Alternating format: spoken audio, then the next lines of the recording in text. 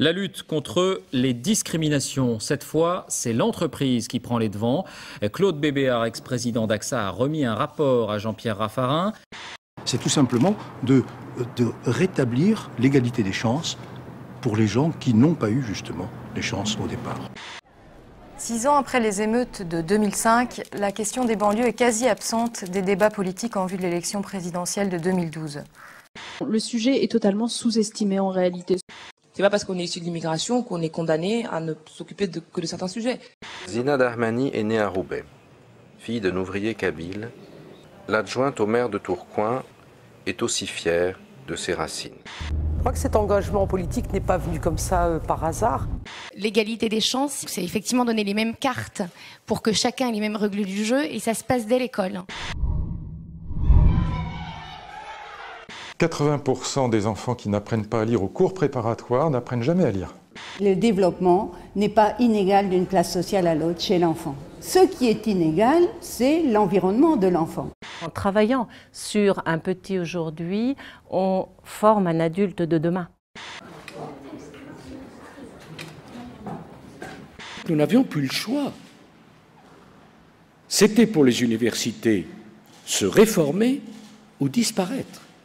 Il y a tellement de sujets sur lesquels j'enrage dans ce pays, de voir le gaspillage fantastique de nos talents.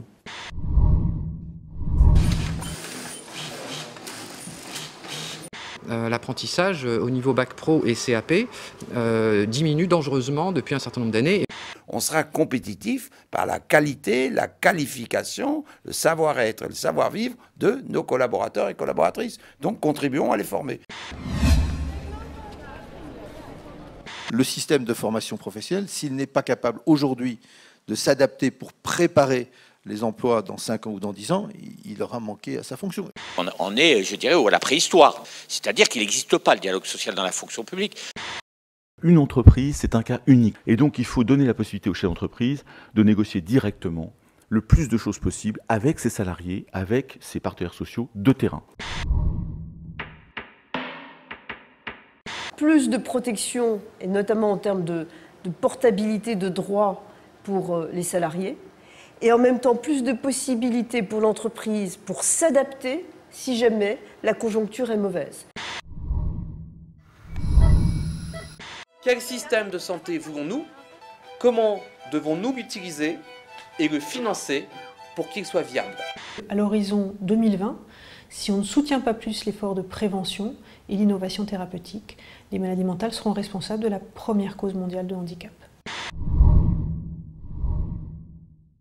La dépense publique atteint aujourd'hui 57% de la richesse nationale. Nous devons être capables de faire mieux en dépensant moins. 50 milliards d'euros d'économies sur 5 ans. Le désendettement, c'est le premier étage du redressement. Évidemment, c'est un point que l'Institut Montaigne a cherché à beaucoup documenter depuis plusieurs années déjà, à travers des travaux, à travers récemment un serious game qui s'appelle financepeak.fr. Il faut passer par un grand nettoyage des impôts et des charges qui se sont accumulées sur le cycle productif.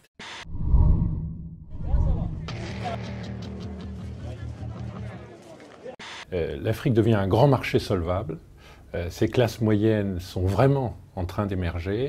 Il n'y a pas d'avenir si on ne traite pas sérieusement l'avenir de l'Afrique.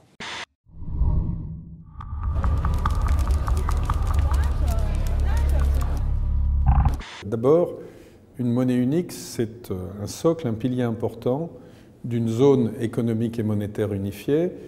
Chacun prenne ses responsabilités et que nous nous sentions copropriétaires de l'euro.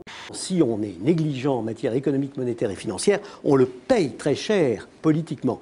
Vivre au-dessus de nos moyens, c'est une idée simple, n'est plus aujourd'hui à la portée des pays membres de la zone euro. Et on ne peut pas demander à une politique monétaire de faire les réformes structurelles, même si, une fois qu'on les a faites, tout le monde en bénéficie.